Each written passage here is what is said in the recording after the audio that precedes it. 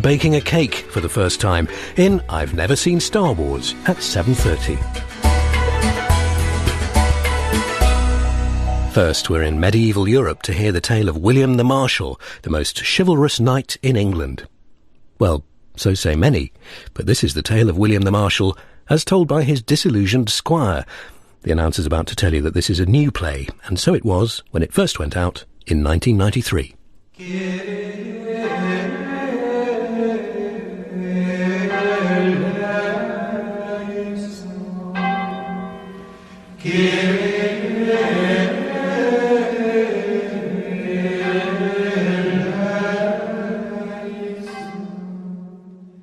We present Michael Williams as John Darley and William Chubb as William the Marshal in a new play by Peter Roberts, Holy Fool.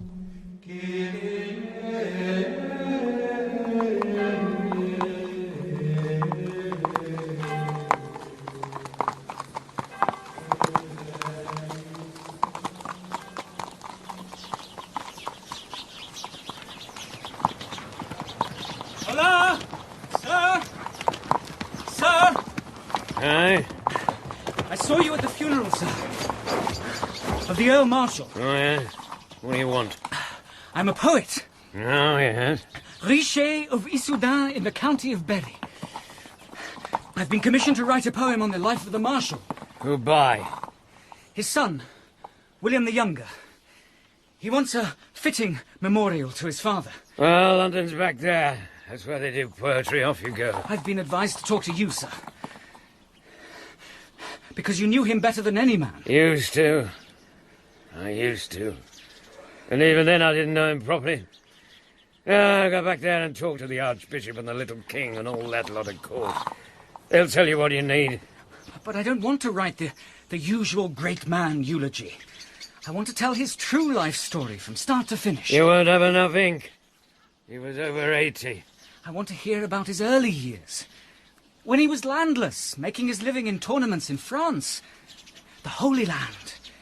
The fight with Richard the Lionheart. All that. And you were there. Only you can tell me all the...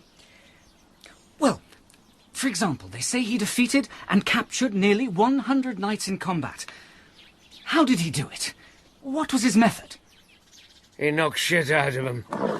But how, exactly? He knocked shit out of him, exactly. You want to see what the Marshal looked like in his youth? Yes? Yeah, the big English villain. The giant in that field. Gangling, clod-faced oaf. You see him? Yes? That was the Marshal when I met him first. Were there, signs of his future greatness at that time? Greatness? The man was a fool from start to finish. You want the truth? There it is. If you don't like it, go back to making up your verses. There's no poetry in this story. But the man is renowned, Sir John. The Earl of Pembroke, Marshal of England, friend of 4 kings, protector of the realm, famed throughout Christendom. And an idiot. Unless I hear the story, I can't judge that. You'll see.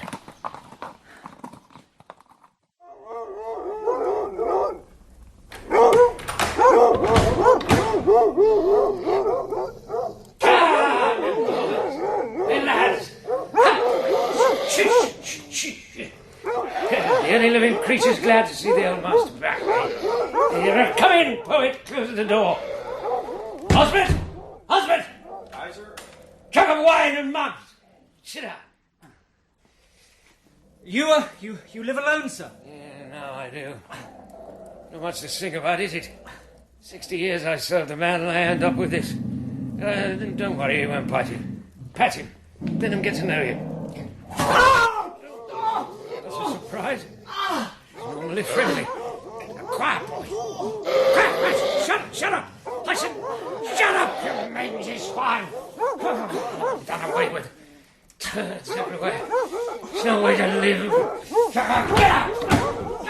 Go on. This is all the land you have now? How much does an old man need? 6 feet of soil is all. When did you meet the Marshal first. Huh? Oh, I don't remember. It was one tournament or another. Picardy, I think, or blah. One of those places. Midsummer. Perfect weather for fighting. Always was then. I travelled alone. Long, dusty tracks when I was in France for the first time. Asking at every village where the tourney was. And them telling me it was over the next hill or through the next woods. It never appeared. Thought I'd be riding forever. How did you come to be in France? If you want to hear my story, don't interrupt. I was looking for the Marshal. My brother knew his family and had heard he was making a living in the tournaments over the Channel. He had no squire, so I went over to offer my service. William, son of Earl Patrick the Marshal. Aye. My name is John Darley, in the county of Berkshire, son of Henry. William, whose champion will you be today? No one, unless it be you, my lady. And I have been recommended to you by my uncle and my brother, and vouched for by Father Jordan. Wear nephew my of favour in the melee. With joy and pride, my lady. Bishop of Northampton, as squire and companion. I have experience William, here. Rather than bring shame on this dear fabric, let me lie in my own blood. in arms and care of mail and horses. My true champion. My lady. What did you say?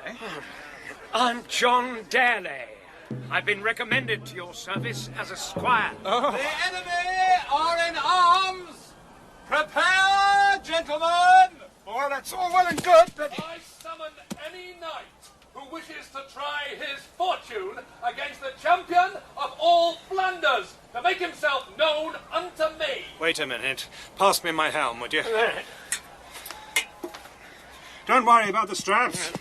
Come forward, those who call themselves warriors.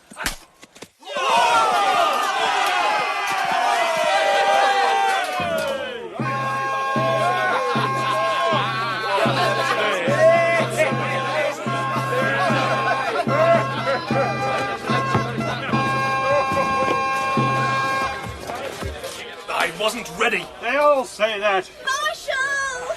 Anyway, Gilles, isn't it? John. I couldn't afford to pay you. I haven't got a sou and I'm landless. You should seek a richer lord. Marshal! Your favour brought me fortune, my lady. This noble captive I present to you. Oh, William! Oh, he's worth many livres. You gave me your heart.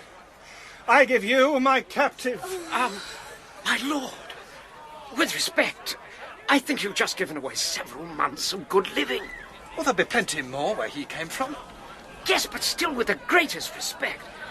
What if you got knocked down and captured? You'd have nothing without your mail and horse. Life's a gamble, isn't it? God's been kind to me so far. Look, Shaq. John. I won't deny I need a squire. I've been arming myself and borrowing grooms for months. But I can't pay you and you won't get wealthy with me. Well, some days I live well. Others I sleep under a tree and drink ditch water. Well, stay with me if you want. But I can't promise you anything better. He never spoke truer words. But there I was, surrounded by the banners and the tents and the adoring ladies, the smell of horses and trampled mud. And I must have been drunk with it all. So I became his squire, for better or worse. Oh, we had marvellous mornings. I'd suggest you watch out for the Count of Artois. He's got a thug called Philip Daguier, who rides just behind him. They're partners. They split the proceeds, but they'd be just as happy to kill a knight as ransom him. Right. And stay out of the melee and go for the fat knight from Blois. He doesn't know his arse from his elbow, if you'll excuse the expression. Where did you say the Count of Artois and his friend were? Just over there. I'm not going for him. Good. I'm going for the pair of them. What? Then I'll take the fat guts from Blois. With the greatest respect. Helmet. Quick. Thanks. My Lord William! Can't hear you. Roar!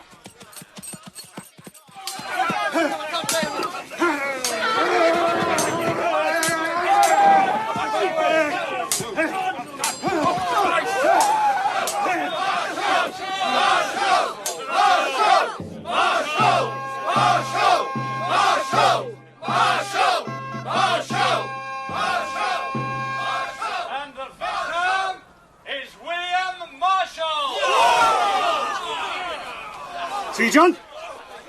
Fat venison on soft beds tonight. You mad bastard. But we had some terrible nights. Got any cash at all? Sod all. Oh. Oh? What's up? You know what's up. The best morning's work you've done. 4 nights captive, horses, armour, the lot all pledged. It was there, in our grasp by noon. Our bums would have been in butter for the winter. But no, not you. Some clever bastard proposes an afternoon's fun. All undefeated knights to take on the Marshal for his winnings. You against 12. I couldn't refuse the challenge. Oh, yes, you could. But the clever sod read you right, didn't he? You couldn't restrain yourself. But it was a superb melee. Oh, yes. I nearly peed myself in admiration when you vanished under a pile of flailing bodies, all trying to chop a piece off you. They'd been praying for that chance all year, and you handed it to them. Furthermore, you could have broken your neck. Well, thanks for the concern. And where would I have been then? Stuck in Picardy, shoeless. And at least they let me keep my own mail and horse in the end. Oh, that's very generous.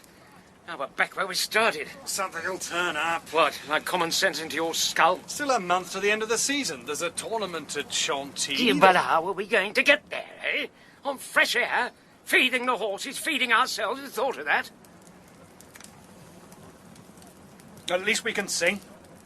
What? A good song will cheer us up. Are you mad? Come on, you know this one. Call on the king, our Emperor Charlemagne. Where are you going? Anywhere! Full 7 long years has been abroad in Spain. Excuse me. Excuse me. Who are you? I'm looking for William Marshall. I want to express my admiration. I'll pass it on. No, in person. You see, I'm Henry Fitzhenry. Oh, yes. That's Henry, son of King Henry, of England. Duke of Normandy, Count of Anjou, Duke of Aquitaine, etc. Heard of him? He's my father. Oh, my lord, Oh, that's not necessary. Is Marshall around? If you'd follow me, my lord. Oh, could someone put that mule out of its agony? For dread of death, My the lord field William. will never fly. William the Marshal? Cancer. A great honour to meet you, sir. Thank you. Sir William, this is Henry. Hello, Henry. No, Fitzhenry, son of King Henry. Son of our King Henry. My lord. Oh, no, get up, Marshal. It's I that should kneel to you. 12 knights onto you this afternoon. What a performance. You flattened 6 of them before you got concussed. I didn't know you'd heard. Oh, the whole of France and England sings your reputation. My friends and I have been following you for months. Marshal, I want you to join me and my lads. We're going around the tournaments, and I need you to teach me to fight the way you do. Well, there's not a lot to learn, my Oh, lord. nonsense. What, even the students of Paris write poems about your backhand. Ride over to us tomorrow, and I'll guarantee you board and lodging. And for your servant, Squire. Jacques, John. for the rest of the season. It's a very flattering offer, my But lord. don't be flattered. Just join us. Oh, come, none of this solitary business for you anymore. You can mix with as fine a bunch of lads as you could meet in a long month's ride. A deal? Well, Yes, William, yes. a deal, my lord. Indeed. Splendid. Join us tomorrow. Au revoir, Marshal. The next King of England. Once we're in with him, we're in clover. Once he's crowned, we'll get lands, estates, by Christ. No more ditch water for us. Is my backhand that good? How exactly... It's natural. Don't think about it. Just let it flow. There's only one thing about young Henry. What? I've heard he's a bit unstable. He's a king's son. He's entitled. That was surely a mighty step forward for the Marshal, joining with the young Prince Henry. He was renowned as the Lord of Chivalry, the flower of princes, wasn't he? He was a bigger fool than William. Marshal taught him what he could about fighting, but Henry was hopeless, worse than his father. And that's saying something. In return, we lived quite well on the road, but he had to put up with Henry's moods. Christ, the moods. One day all gush, the next day black doom. It's in them all, you know, the Angevins. Sons of the devil, you see. And dangerous with it. Marshal. William, my friend. Yes, my lord. My lady. Marshal. I want you to perform a simple service for me. Name it. I want to be knighted by you. Who better than the noblest chevalier in Christendom to perform such a service? My lord, the king's the man who should arrange your knighting. Not anymore. He's on his last legs. And anyway, he'll want me to go back to England. A knighthood should be bestowed in the greenwood by a real hero with a battered sword and celebrated in a simple country chapel. And to hell with what people say. Marshal, you would honour not just my husband, but this fair princess of France, too. Do it as a favour to me, if nothing else. All right, I've made the point, madam. I don't need you. My lady, if your husband had never requested this favour, your wish would move me to desire it. My lord. And that... Marshal. So that... William, What is it? your horse has pulled up lame outside. Hell. Excuse me, my lord. Madam. You haven't been with the horses. I know. I just wanted to give you some advice. What now? Just reconsider this knighting business. Why? Why shouldn't I do my friend a favour? Because his father is not on his last legs yet, and he'll be livid. It's his job to decide when and how his son gets knighted.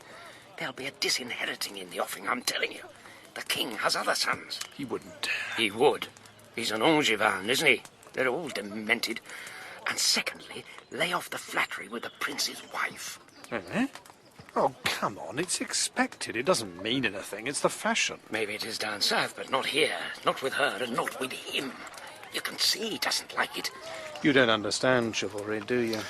You should enjoy yourself more. How can I, when I'm yoked to a dumb ox like you? Listen, it's not just him.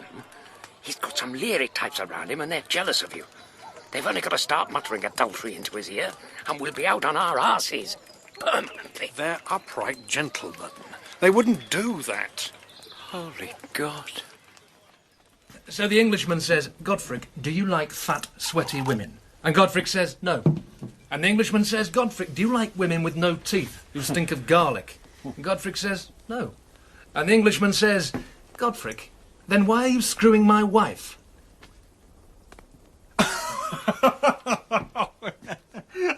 It's quite good, that.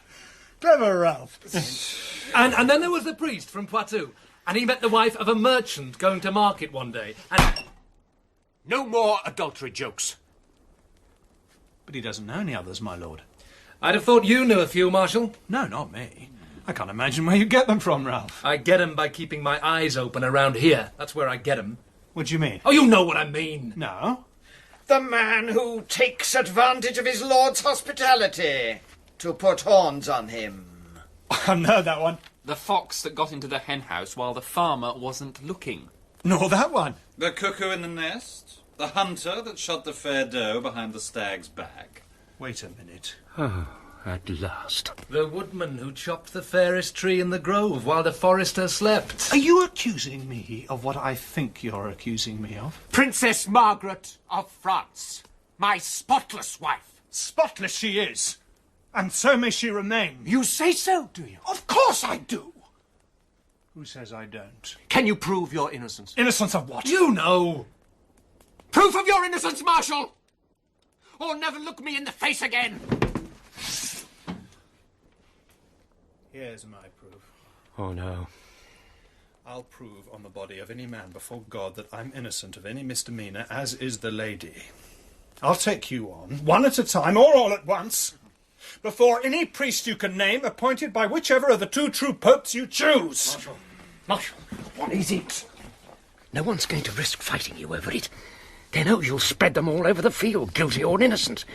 Just ask for Lady Margaret to come forward and swear on the Gospels nothing has occurred between you. It's as simple as that. No, I couldn't do that, John. It wouldn't be right. Oh, so you did? No, I didn't. You've got a dirty mind. I swear before God I'm innocent. But I'll not drag the lady into it to save my reputation. I'd rather die. John, Pack your things. We'll go. Yes!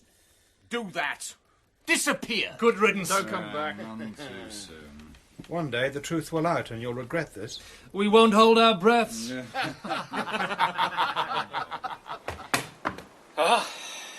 That's that. The insolence. Accusing me and smearing his own wife's name.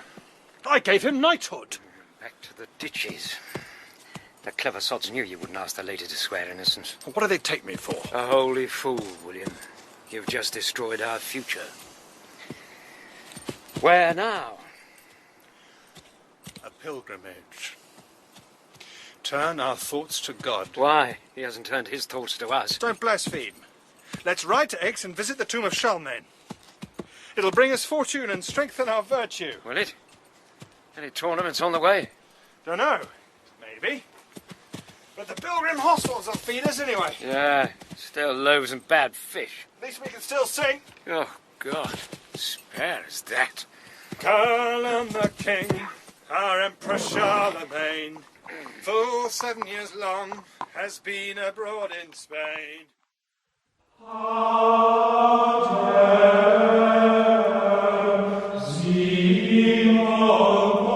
Jesu Christum, Dominum Nostrum. Amen.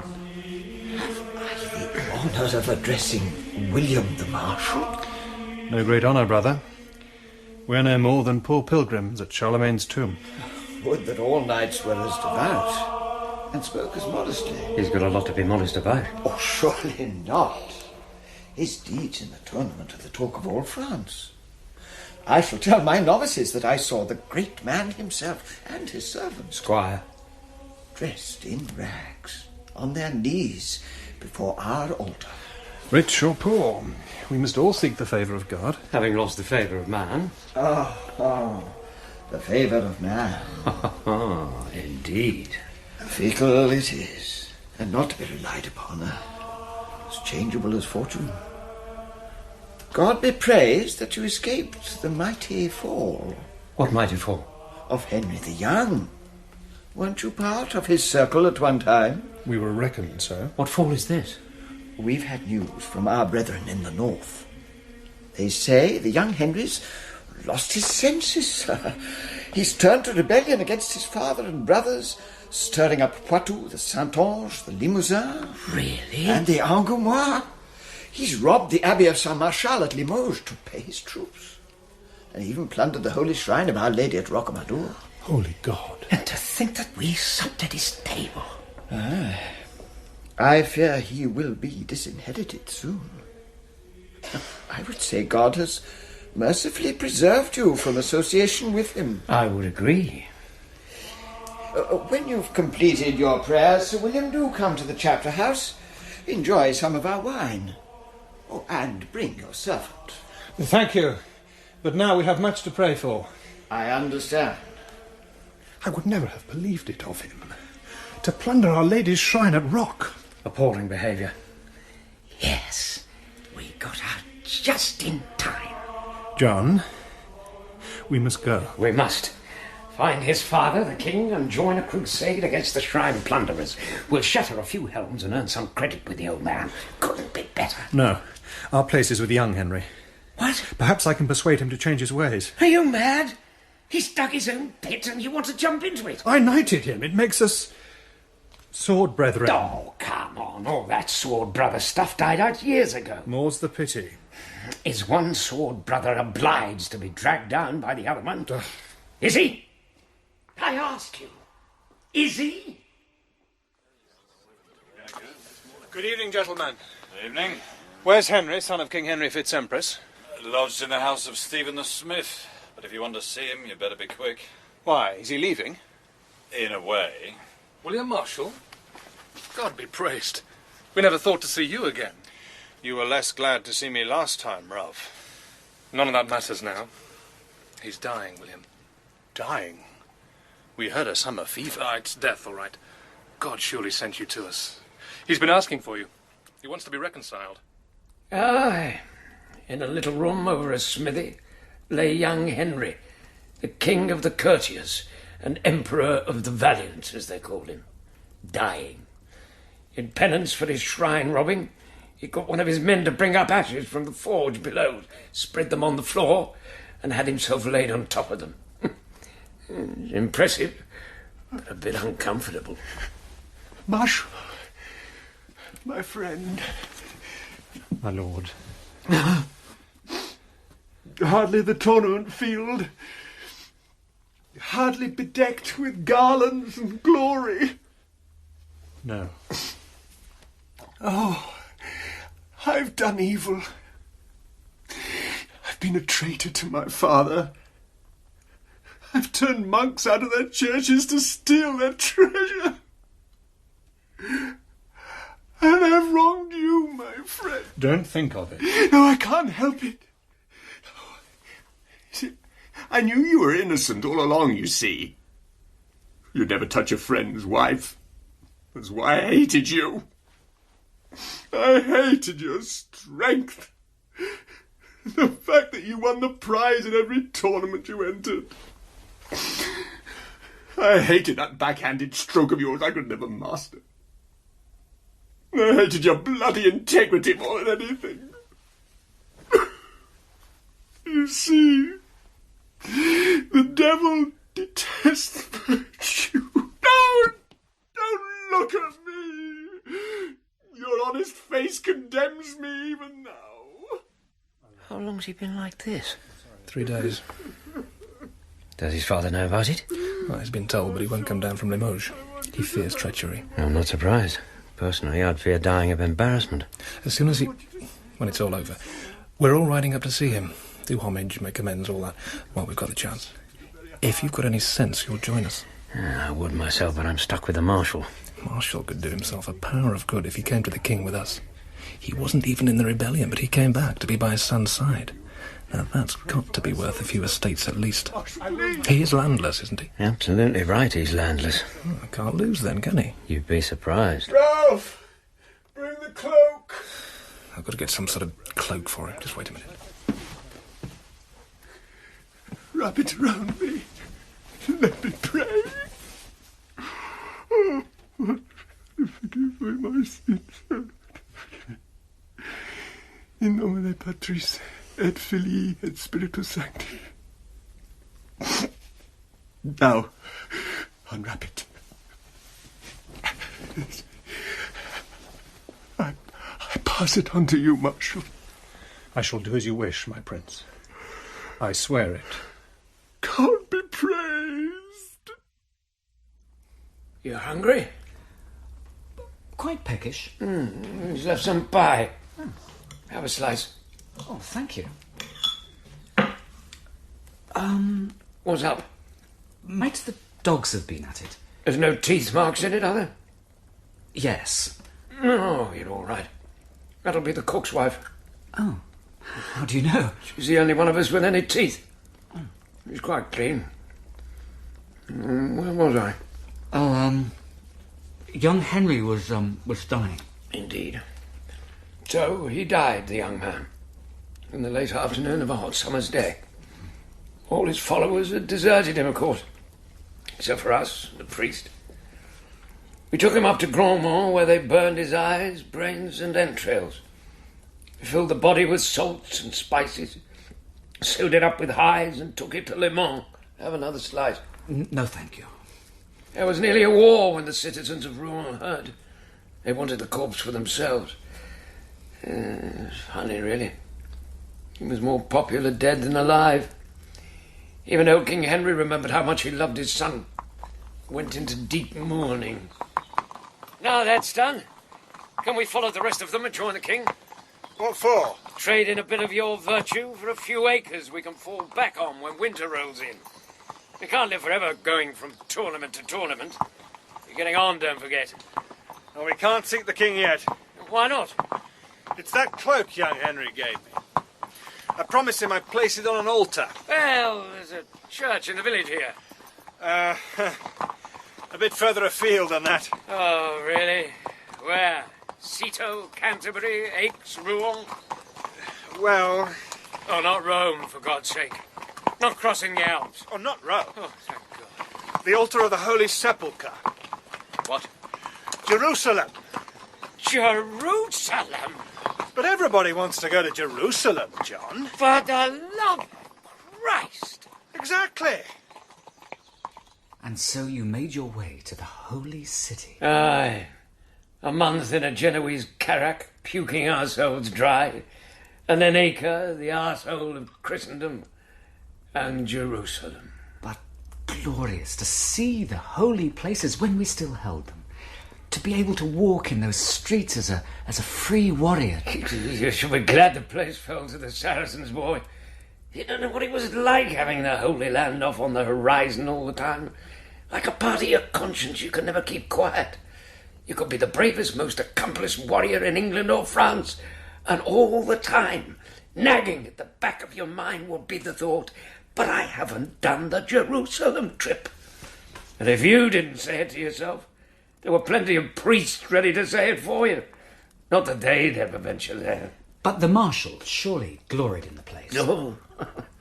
It should have suited him. The Chevalier de Smug. But it didn't, in fact. It's a great honour to have you with us, Marshal.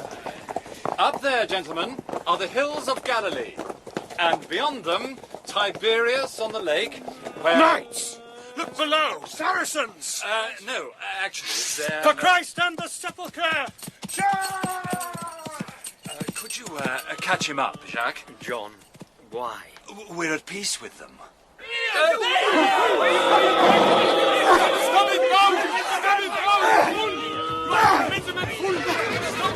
Sorry, he's, it's the sun, you see, he's, Apologies, gentlemen. He's a newcomer. Sorry, a newcomer, understand? He's a crazy man, you should chain him up. No harm done, eh? How will I get my camels back? Come on, William. They're infidels, aren't they? Yes, but you don't understand. We're at peace. We have a treaty with them. You can't make peace with God's enemies, man. It's sacrilege. Well, I see your point, but out here we look at things differently. On the other hand, I had a wonderful time. So, John Darley. Do you like our country? Rather monotonous, but there are other attractions, my lady. Have you noticed how cold the nights become? Although the days are so hot. How could I fail to shiver? We need warmth, you know. Especially when one's husband is away on castle guard and the Harmsine blows. Sometimes it's good to be a squire and not required upon the ramparts. Do you like cats, John? Cats, my lady? I've got an Egyptian tabby, and when I tickle her, here, she drools. Funny, isn't it?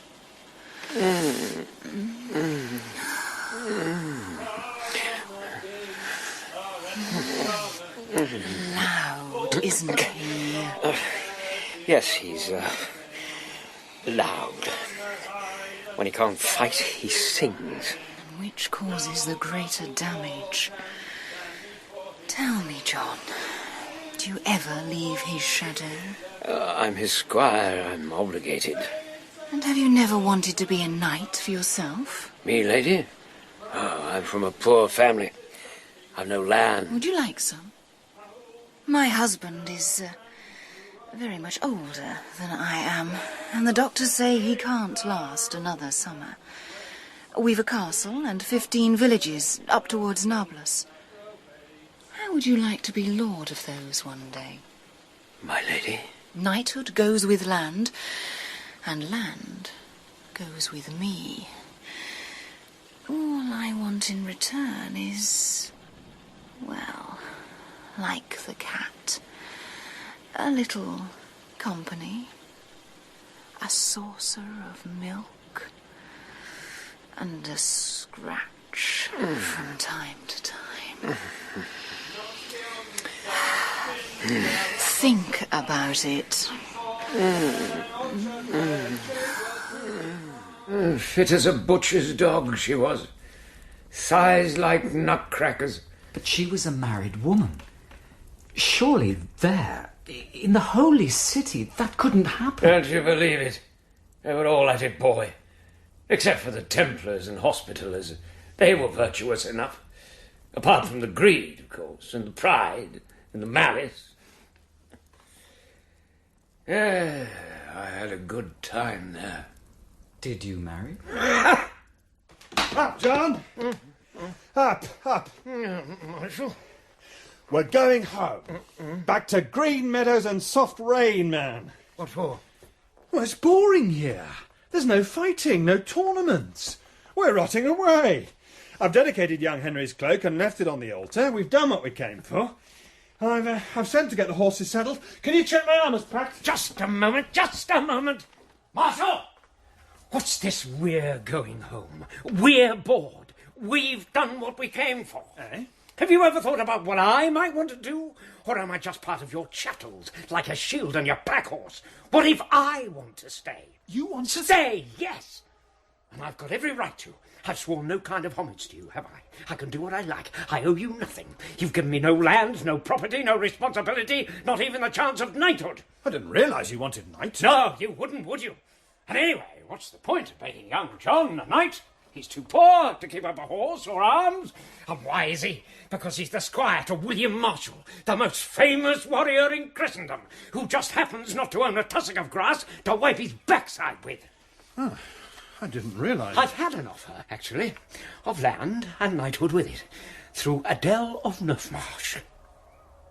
But she's a married woman. Not for much longer. Her husband's likely to drop off the perch at any time. But she's still married, John. Well, I'm sorry, but virtue doesn't come so easy to most of us. Unless virtue is difficult, it's not virtue. You know, don't get clever with me. It doesn't suit you. All right, John. Of course you can stay. But I want you to promise me one thing. What? No dalliance with a lady before her husband dies. Now, listen. You could hardly have the honour of knighthood on top of the sins of the flesh, could you? Why not? Hundreds do. What's so special about knighthood anyway these days? Haven't you been with me long enough to realise? Where does all your virtue get you then? Tell me that. Well, it's your decision, of course. She holds 15 villages of her own right, near Nablus. So corn to Haifa and Damascus. They make wine. I thought he'd have been lost without me. He was hopeless in practical matters. It was a hard decision at the time, though. Tore me apart. So you lost your chance of land and knighthood? No, not really. Just after we left, the truce broke down and the entire country collapsed. Saracens took the lot. I had a lucky escape, really. When we got back to France, the days of tournaments were gone. There was war brewing. You could taste it like iron in water. Everyone was in one camp or the other, all looking for excuses to get away from the storm. On the one side, Philip, the new king of France, tricky as a Roman lawyer and twice as dangerous. On the other, our king, the foxy old Henry Fitz-Empress. We rode to Chinon to the king's court. Marshal had done himself a power of good, riding to the Holy Land with Fitz-Empress' son's cloak, and the old man welcomed him. It's good to meet you at last, William Marshal. Truly we are happy to see you safely returned. My lord king, right glad we are to find you in good health. Oh, not such good health, I fear. Nevertheless, I'll outlast that French whelp and all his pack. Our luck's turned at last. What? We got back just in time. He's not a well man, and he's obviously impressed with you. Now, you've only got to show Count Richard that you can knock over a few Frenchmen in combat, and we're made men. At last. Let's find the Count. There's no rush. We can... Sir! But... This is the Marshal, is it? Count Richard Lionheart, or Hoc et Non, as we called him. His yes meant yes, and his no meant no. The very sight of him appearing behind us chilled me. Huge man. Long legs, strength of a mountain bear. Scarred and sunburned from constant fighting in Aquitaine. He and Marshall were well matched in size, and when I saw the way they looked at each other, I could feel the tide of our fortune draining away by the second. The scourge of the tournaments. Well, gets all enough. It does help. Yes. You would crack a few helms bringing a sword down from that height. Use an axe. Spear and sword. We use axes in Aquitaine. But they're not a tournament weapon, you see. They actually kill people. Do any fighting in Palestine? None. Now in France, there's nothing but fighting these days. Real fighting. Not the type where the ladies give you favours at dawn and they award a prize in the evening. Marshal, I've got a proposition for us. To while away this tedious camp life, let's meet man to man in front of the army. A little skirmish. Swords and mail only. Seems a pity to waste our strength. Some of us have got it to spare, man. Are you game?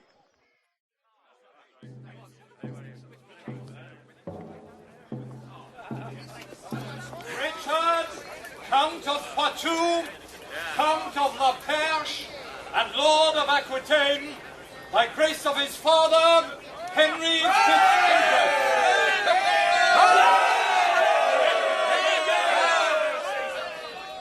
William Marshall. William, if you've never listened to me before, listen now. That man over there is not some cocky Provençal upstart. He's the next king of England. And by the look of his father, it won't be long delayed either. What's your point? Oh, don't knock him down. Don't humiliate him in front of the army, for God's sake. Well, he's not been anointed yet. It's no sacrilege to flatten him. It'd be sacrilege for our future friend. Get on his wrong side and we'll end up begging for crusts on the banks of the Thames. What am I supposed to do, submit? It's not too late to pull a muscle in your back. Gentlemen! Marshal, listen to me. Well, the strap's tight. Advance to the centre and show yourself. Right. Well, Marshal, now we shall see. I didn't come to talk, Lord Count.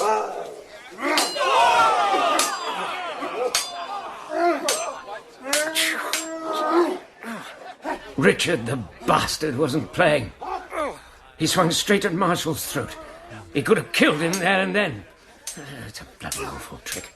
The man dies of a crushed windpipe. But Marshall parried the cut, smashed Richard on the side of the neck, and tried to chop him across the back of the knees to bring him down. Richard twisted and hit Marshall across the head, a blow that would have killed the mule. I suddenly thought, Marshall's going to lose this. And Richard, without a shadow of a doubt, was going to kill him. They swung round and round, and you could see nothing but the swords flailing, dealing crippling blows. The crowd wasn't merry or bloodthirsty anymore. They went silent in horror. Stop this! Stop it! Harold! They'll kill each other! Order this to stop now! Gentlemen, forbear and retire. You rob me of my triumph, King. As you rob me of everything else in my life. My father has saved your neck, Marshal. You should get on your knees and pray to God we never meet again like this. Because I swear I'll have your blood on my head if we do. What do you know of blood, you ladies' champion? One day we shall see. Marshall wouldn't let me disarm him. He went off to his tent alone, and his face was terrible. Terrible. William? Were you damaged? No. It looked, fierce. It was nothing special. Have you no faith in me? Listen. I remembered what you told me. I was easy with him. I let him look impressive. I was trying to preserve our futures. It should have been finished off somehow. There'll be bad blood between you now. Something else. You know, the atmosphere in this camp stinks. Nothing unusual? The lazy sods never dig the latrine trenches far enough away. No, not that. We're supposed to be ready to do battle with the French. And I can't see any will to fight here. Everyone's watching his neighbour, seeing which way he jumps. Something's brewing in the air. I don't know what it is. I dare say you'll sniff it out if it's there. Not that there's much we can do about it. You're a lucky man, you know. Me? Why? You don't really pick anything up, do you? As long as you can be sat on your horse, helm down, enemy in sight, the world's fine. You're happy. Life's simple, isn't it? What's got into you? Nothing here. Some salve I got from a leech in the camp. There's no point in turning away from me. I know your face is swollen. Use it. You, John Darley. You're Marshall's man, aren't you? His squire. Here. I want you to take a message to him from me. Tell him Count Richard regrets we didn't finish our business today. And I'll be glad to oblige him further, away from any interfering eyes. Tell him I'll wait for him after dusk tomorrow on the right bank of the river where 4 willows trail in the water. He can bring one man, you, and no one else is to know of it, understand? If he doesn't turn up, I'll noise it abroad that he's a coward. He's a relentless man. He intends your death. Unless I kill him first. In which case you'll swing for it in front of the army. Oh, we could always go Wolf's Head. Permanent outlaws. Oh, a magnificent outcome. But outlaws with clear consciences and honour intact. Makes a difference, does it? When you're starving? Give me a sword. It's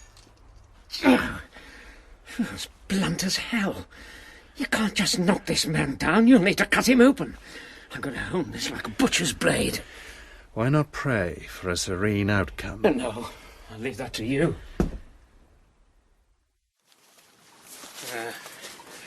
Here we are. The 4 willows. You can't be serious. We can't fight here. We need level ground.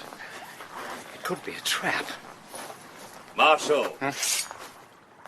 You're punctual. We need better ground than this. By Christ. There's an edge on your blade. You mean business, sir?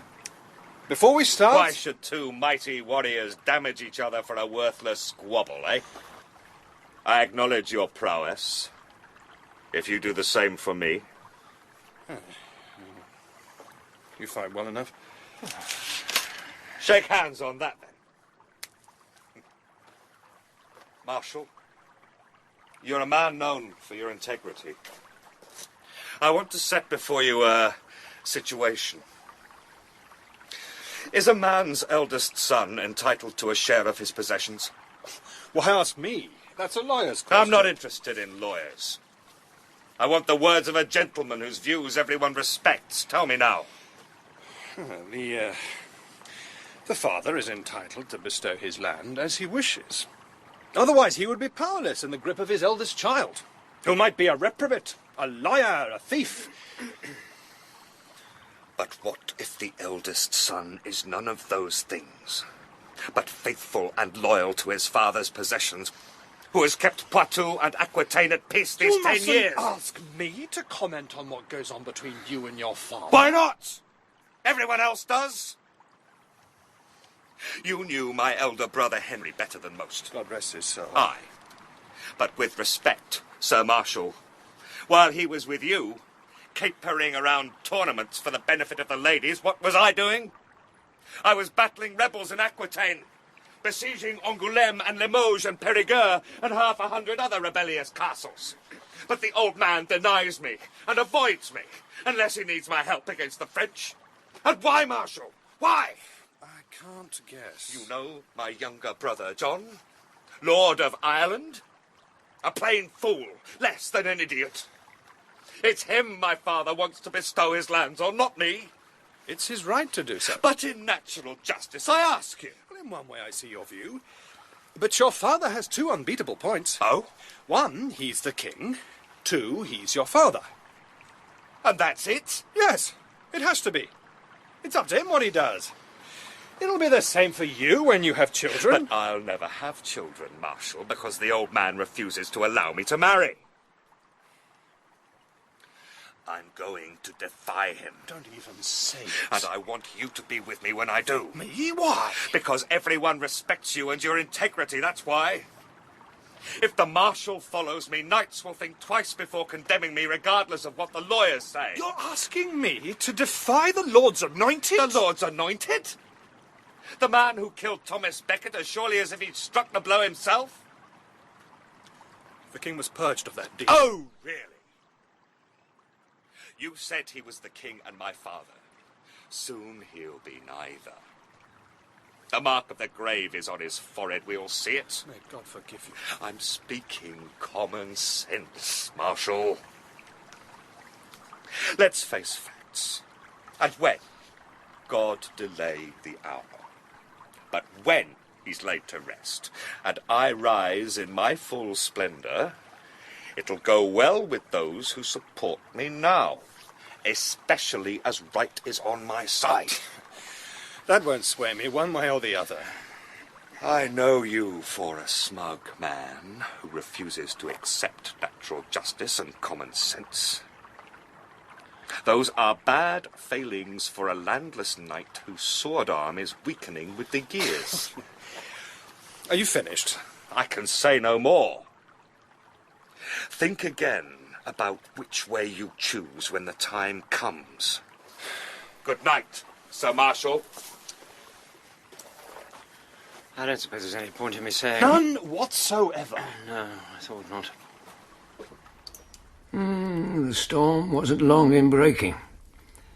Henry and Philip arranged a truce, and they met at a village somewhere near Mortagne in Normandy.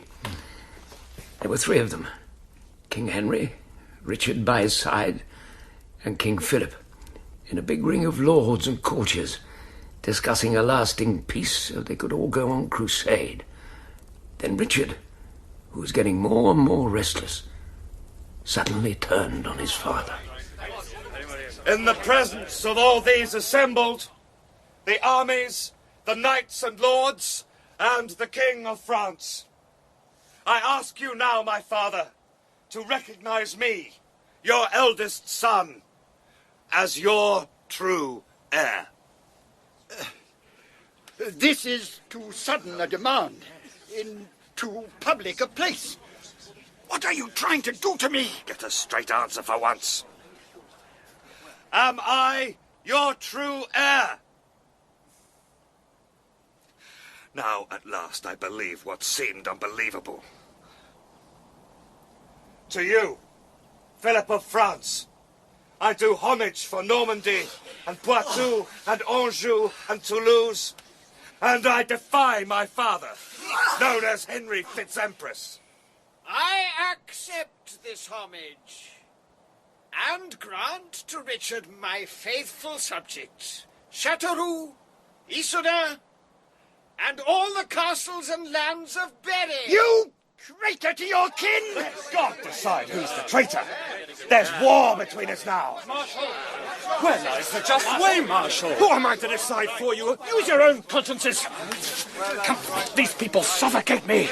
Guided by me for once. It's true, Richard's been badly treated, but to deal with his own father in public like that... Yet Philip is the overlord of all France anyway, so he's technically done nothing wrong. Oh, don't babble law at me, John. What do we do now? That's the point. Where do we go? We ride into the hills out of it all. Let them fight their wars. We'll have nothing to do with them. Marshal! Marshal! Those must have been evil days, when one king fought another, and the father his son. We weren't touched by it at first. We rode in the hills, while rumours of the war seeped up from the river valleys. And from time to time we'd see a smudge of smoke where some village had been put to the torch. Things went from bad to worse for the old king. Most of his barons and knights went over to Richard and Philip's side. And there were stories, of course. Stories? That Henry was paying the price for his crimes. And one in particular. The murder of Becket. Just so. Now, Pert, tell me, who'd fight a lost cause for a dying man? Enough's enough. Enough of what? Skulking in the hills. The king's in desperate straits. We can't stay up here and let it happen. Now, which king is this? Philip, everyone's legal overlord, or Richard, next king of England, who'll be ours very soon, remember? You know which king. The one we owe fealty to, who restored peace to England. The king our fathers followed. Yeah, much good it did my father. We owe the man nothing. We got no land, remember? If loyalty means anything, it's not just a matter of land. Oh, no, don't start the homilies again. There's no need for us to get involved. Matter of honour, John. Look, go down there and fight for old Henry and you're finished. He'll lose anyway. He'll die. And you'll be left in the cold, permanently. And what are you going to do then? Because you won't be able to fight for a living. Richard was right. Your arm's weakening. You're not so quick on your feet. In a few years, you'll be knocked brainless, or you'll end up a toothless old fart begging outside a castle gate. Stay up here out of it. Richard will respect you for it when he takes the throne. Is this all the harness here? God, are you listening? Do you ever? Come on, John. Nah, you go. Clear it off. Get yourself killed or exiled. I've had enough. I'll attach myself to some other lord, or keep goats. At least I'll have some intelligent conversation. John! Go! I told you, a plain fool. But I caught up with him 2 days later in Le Mans with the king's army. Army, I say. That was a joke. John, at last! Lend a hand. We're burning these houses down to drive the French away. What good'll that do? Fire and smoke in their faces. That'll be no use. They'll be back when the fire dies down. I know that. The men don't. Either keep your views to yourself or ride back into the wilderness. Where's the king? Yonder sits King Henry Fitz-Empress, secure in the rightness of his cause, urging us on to greater deeds. All right, don't overdo it. Another recruit, William? Aye, my loyal squire, John Derley, Majesty. Good man. You shan't go unrewarded. Oh, yes, I shall. Of course, the wind changed and blew the fire into our teeth. And, it burned the whole of Le Mans to the ground. The king's favourite city. Christ, you should have seen us run. Yeah, poor Henry. He torched his city with his own hand. Wind and fire had turned against him. All that remained for him was earth. We sat on our horses and watched the town splutter and flare, street by street. Oh, God! Since you have so wisely taken away the city I most loved on earth, in order to heap confusion on me and increase my shame, I will take from you what you love best in me. What's he on about? I don't know. Oh, God! It's a cursed son that brings his father to that. Oh, he brought it on himself. You're a hard man, John. Life is hard. Move on! Where are we supposed to be riding now? North to Normandy. We'll be able to collect a big army there and return to take all this back. He's not going to last as far as Normandy. He'll be lucky to see the gates of Alençon again. Look at him. And who's going to follow a dying man? Shut up and ride!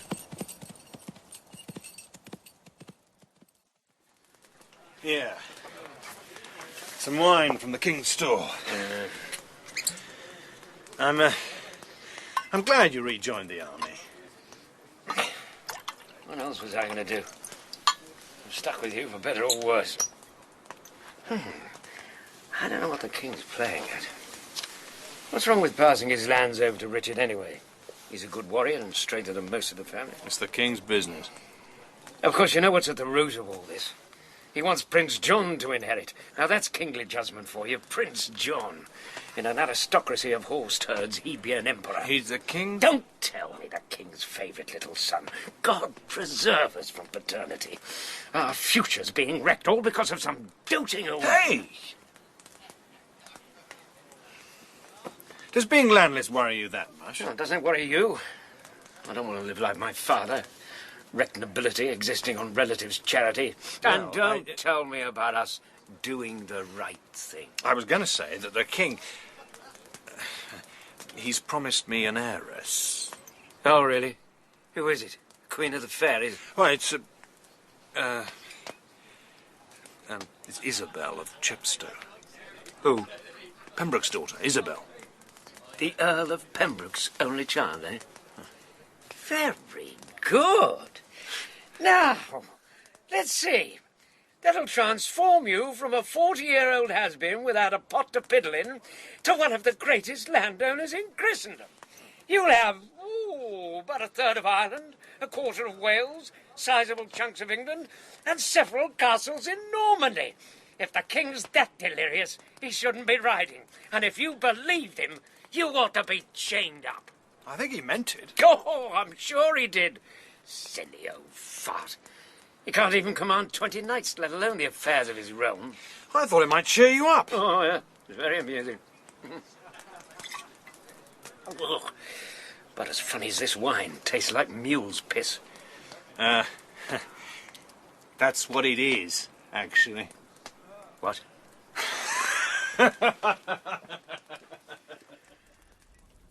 Bad days, riding with Fitz-Empress to his doom. Scorching weather, too. As if God wanted to shrivel the old Becket Slayer in his own sins. The rivers dried in their beds, and even the Loire was just a sluggish green sink you could canter across on a pony. The only relief was in woodland, where the sun was broken into dapples. But the pollen rose around us like the dust of the open road, caught in our throats. At night there was lightning, pink and blue sheets, and distant thunder. But no rain. Wake up, John. Rearguard duty, it's our turn. Well, why bother? Come on, man, the sun's nearly up. There were three of us. Some rear guard. We waited on a hill crest, just off the road, where there was a southern view, half concealed in tree shade. It was quiet. The French were miles behind, or so we thought. And then we saw dust, and a group of knights riding towards us. Well, well. Who's that at the front? My God. It's Richard himself. Aye. It was the Count, Richard Hoc-et-Non. You couldn't mistake him.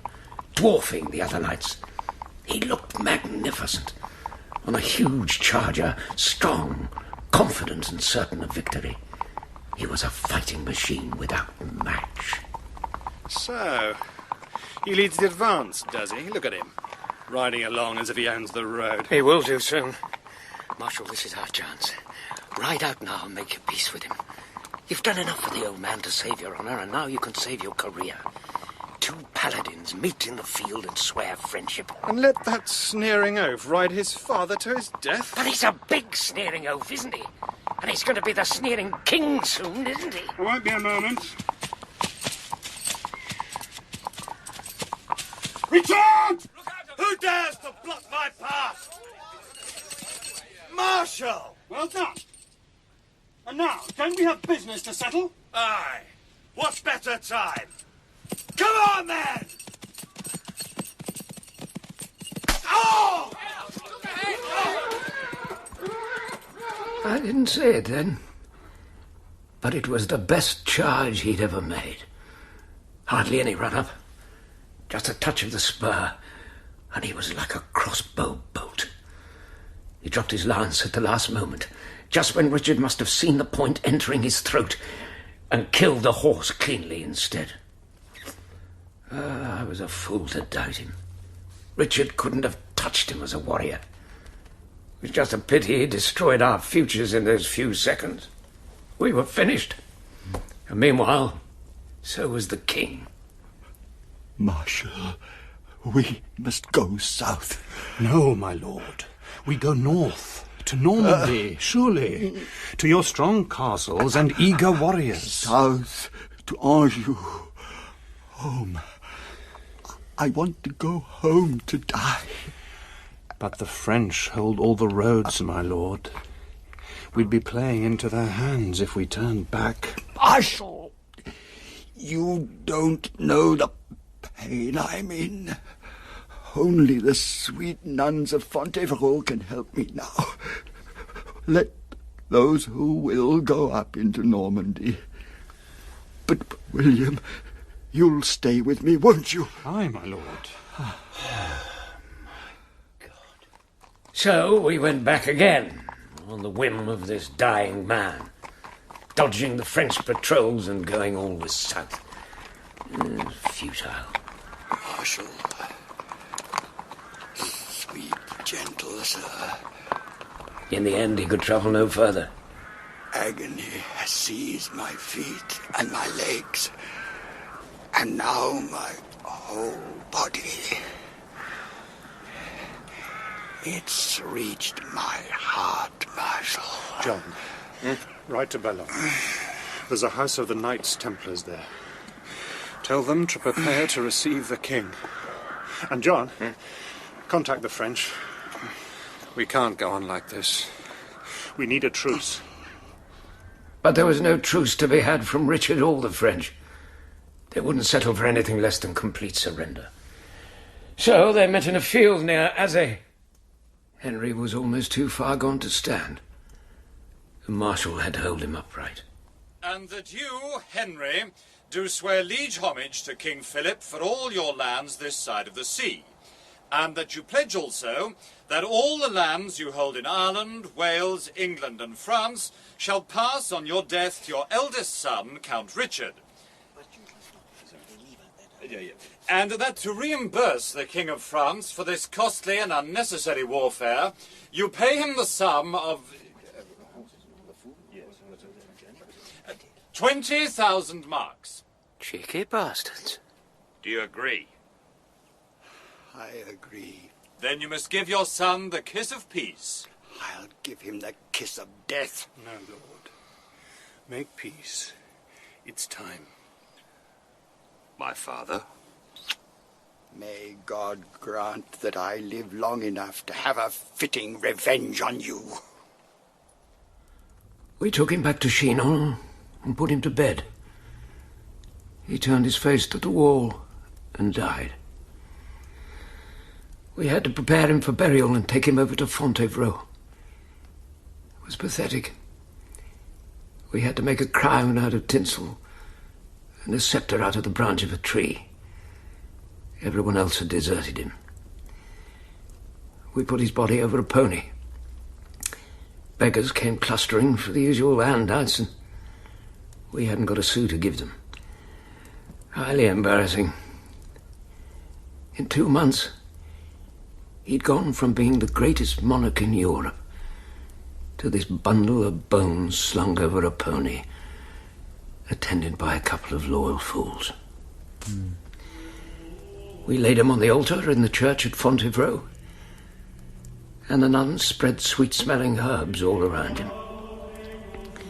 They needed to. Scorching weather. He'd have gone off in no time. So now we've done our duty. Time to go. Where to? Anywhere but here.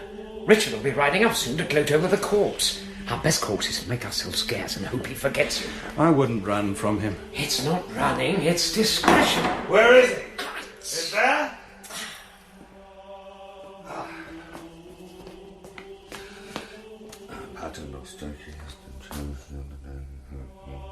Amen. Marshal. Completed your devotions, have you? The other day you tried to kill me. That would have been an evil morning's work. Lucky I turned your lance aside with my arm. Lord Count, it would have been as easy to kill you as your horse. Perhaps. But you were lucky to catch me by surprise on a blown mount. You and I know the truth of it. You're a hard man to like, Marshal. We're not in the world to be popular. Just poor but honest, eh? You and your homilies. I never gave a homily in my life. Everything you do's a homily. It's about time you learned the saying we've got in Aquitaine. A paragon of virtue is a pain in the arse. Now, why do you choose to live there, then? Excuse me, gentlemen. Is this likely to go on much longer? I'm fed up of bandying words, Marshal. I've got too much to do. On your knees, then. What for? To swear homage. Come on, you know the procedure. Homage to you? Of course to me. You object? You prefer to go into righteous exile? Or sit on a pillar in the desert contemplating your droppings? I don't understand this. It's a joke, is it? No. If you want me to swear my life, I deserve an explanation first. All right, then. I don't need your sword arm, Marshal, much as you flatter yourself about it. I've got 1,000 knights, most of them younger and fitter than both of us. But you're unique.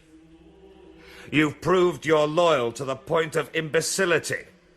It's a rare quality these days. I need somebody like you. On crusade? Oh, my God. No.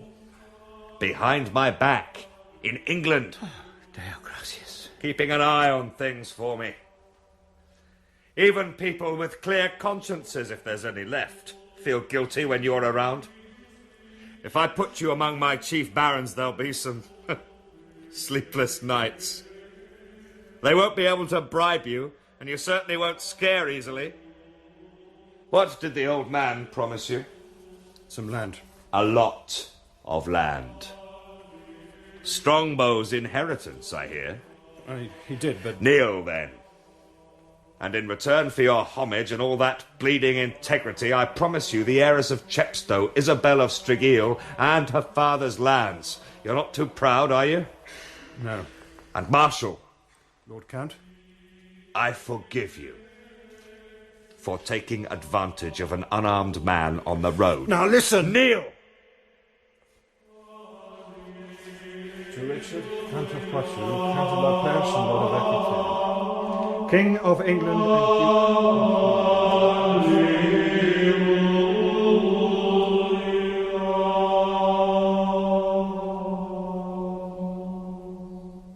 Children! I've forgotten how green it was. Shut up! Listen. What? I know you're honest. When you meet the lady, don't show your feelings.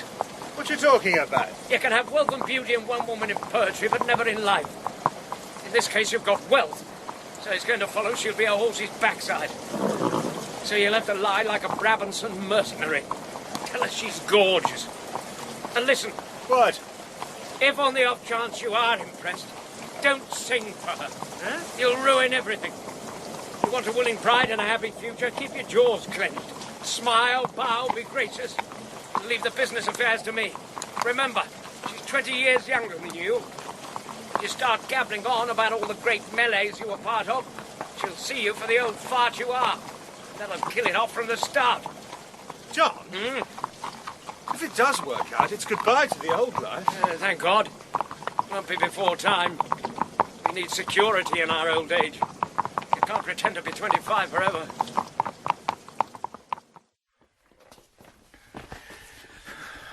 Remember, no stories and no singing.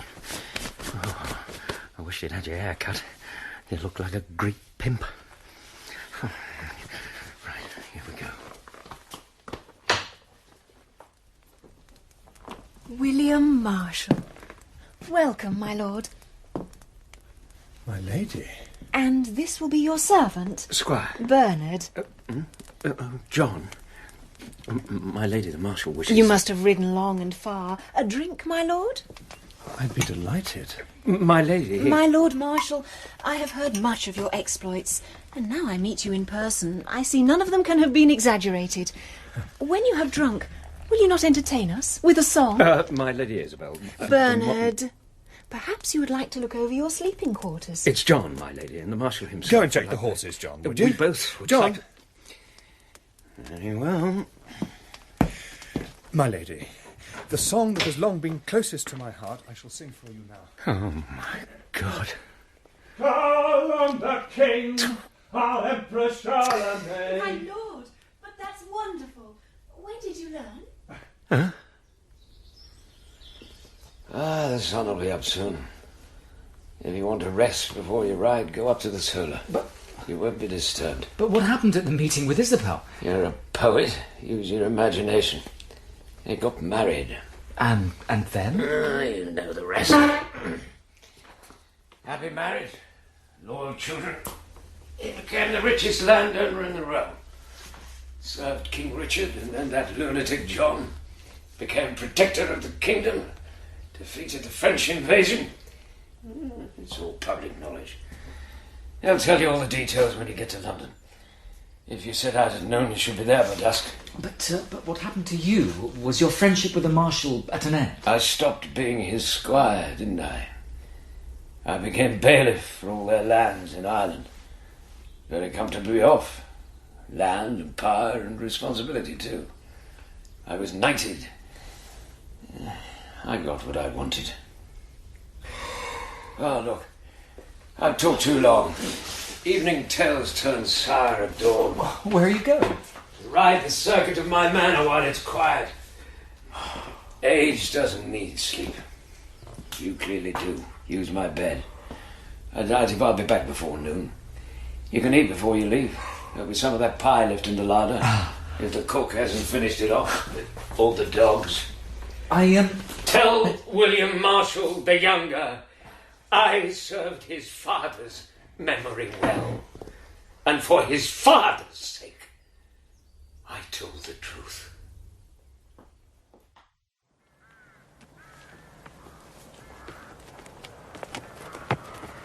Lord John.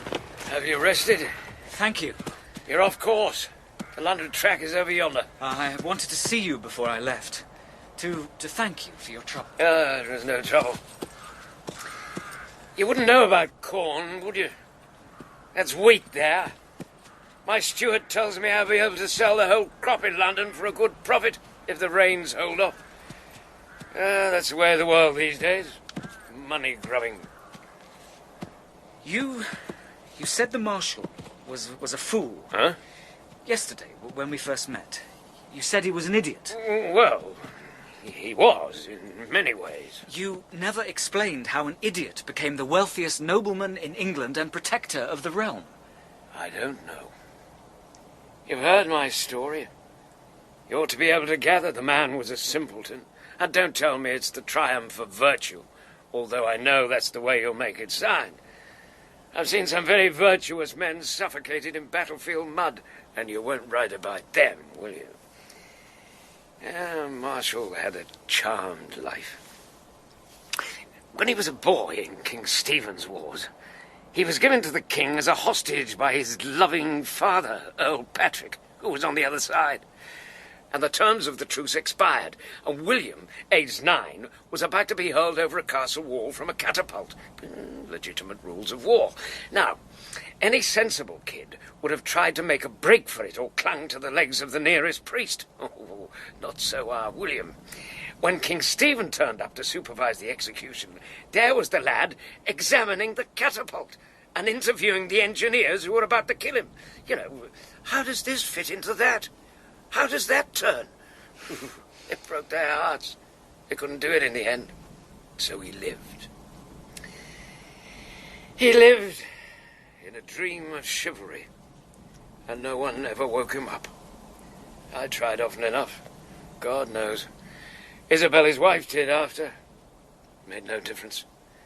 The old bastard kept on smiling and sleepwalking along the ridge of the roof of the world, and he stayed up there. While the rest of us grubbed around in the yard below. Write a poem about him. The man was a sodding poem.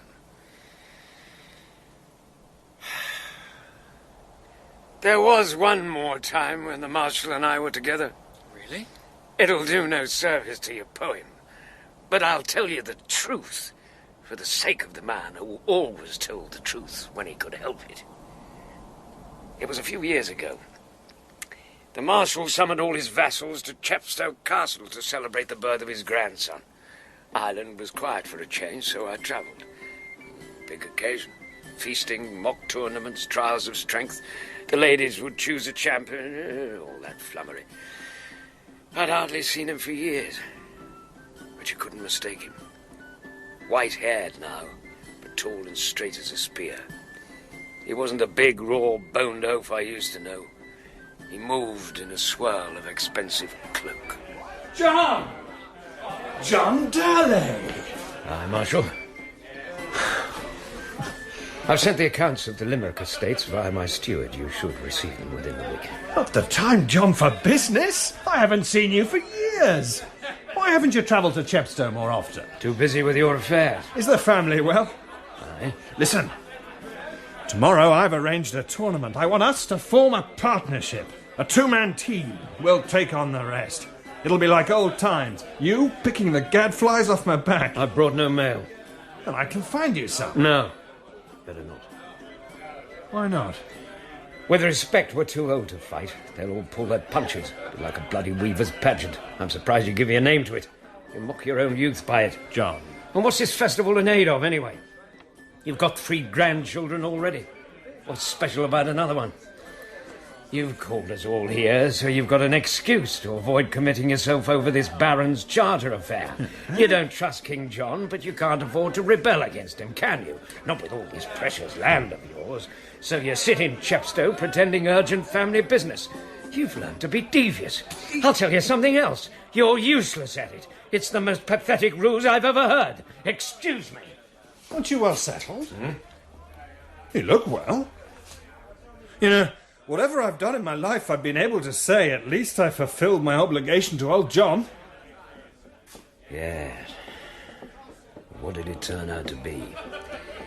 Years of administration, marriage alliances, tax collecting, bribing Irish chieftains and Norman thugs. I've been bored witless. And it's too late now to go back to what we were. Don't you think I haven't felt the same way? But what could I do? You said yourself, we can't be 25 forever. But does it mean we can't drink together again like old friends? Nah. But just don't ask me to wave a blunt sword around and pretend to be a kid again.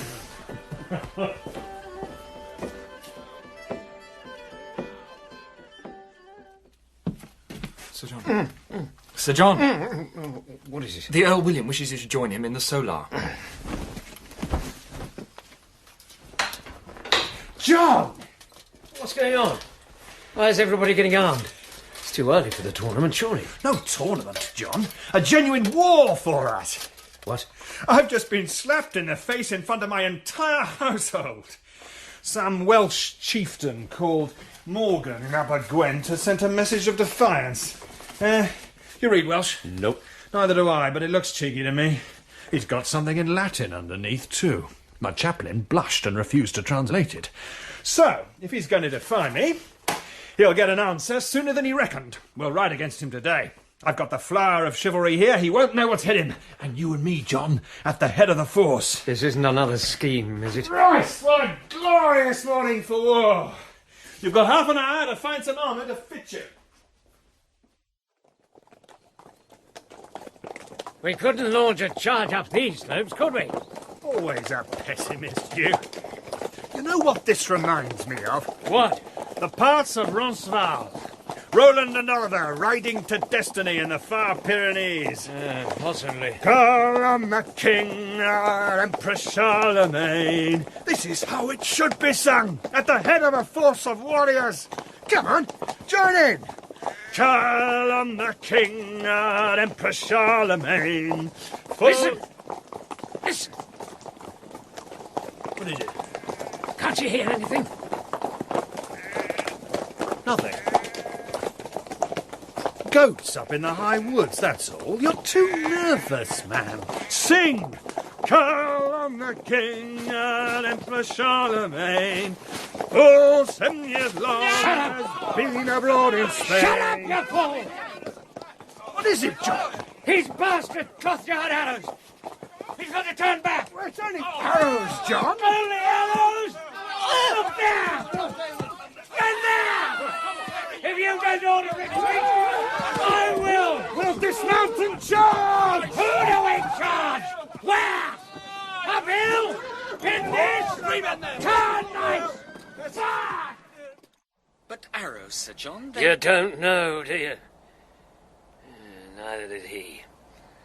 The Welsh of Gwent have started using a special bow they cut from churchyard yews at midnight. It shoots a 3-foot arrow as long as your arm. See? Yes, but... And that arrow can penetrate an oak door, plus a hand's breadth beyond.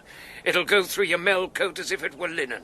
I tell you, when that weapon spreads, it'll be all over for us. You can own land in 10 shires, wear armour made from Toledo steel, and a starving peasant can turn you into crow's meat in the blink of an eye. We lost a lot of good men there. I led the marshal down the valley by his horse's bridle, and the rest followed. I didn't want to look at him, but the devil seized me just as we got to Chepstow, and as we crossed the drawbridge I glanced at his face. He'd lived in a dream for 60 years, and suddenly he'd been woken up. What happened to the rebel, Morgan? Oh, we hired mercenaries and they burned him out. Set fire to his crops, butchered his people, the usual thing. War isn't for gentlemen anymore. We pay taxes and hire scum to do our dirty work. That's how it is. The Pope's banned tournaments. We murder people instead of ransoming them. That's the modern world. I wished he could have died that morning before the arrows came down. Slipped off his horse and cracked his skull with a song still in his throat. Anyway, we never spoke of it again. I went back to Ireland, and I didn't see him till he was near death. He lay there, quiet and in pain. One of those unctuous pricks that turn up at deathbeds said he should try to make amends for any evil he'd done in his life. Evil? The man was holier than many of the priests I've met. Prince Henry, the priests shave us too close. I've captured and ransomed 50 knights in my time, but it was in fair fight. It's too late to make amends now. I'll have to take my chances with God. The tournaments.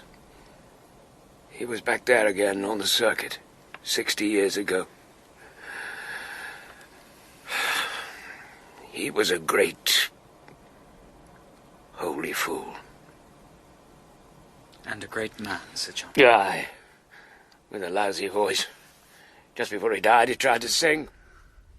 Roland is fierce, and Oliver is wise, and both of that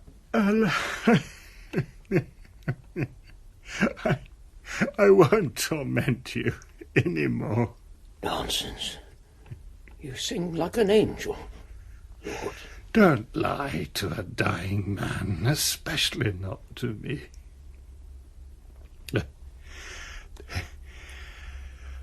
That's one more sin I need purging of. Inflicting my voice on people for 70 years. I wish he hadn't said that. If he'd known about his voice all along, perhaps he realized a lot of other things too. Will you ride with me to the road? I don't think so. William the Younger will probably have my poem in the next few months. Perhaps I can visit you next year and recite it for you. I'll be under the ground myself by then. No. Make it a good song.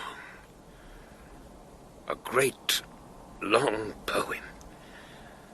Worthy of that great, long fall. Ride well.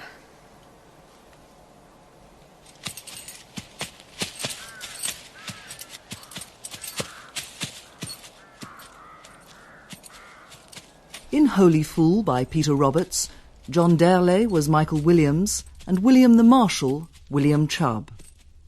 King Henry was Garrard Green, Henry Fitzhenry, Christopher Scott, and Richard the Lionheart, Martin Head. Richer the Poet was Francis Thompson, Isabel of Chepstow, Susan Jeffrey, and other parts were played by Tom Roberts, Simon Carter, Neil Foster, and Graham Padden. Holy Fool was directed at Pebble Mill by Nigel Bryant.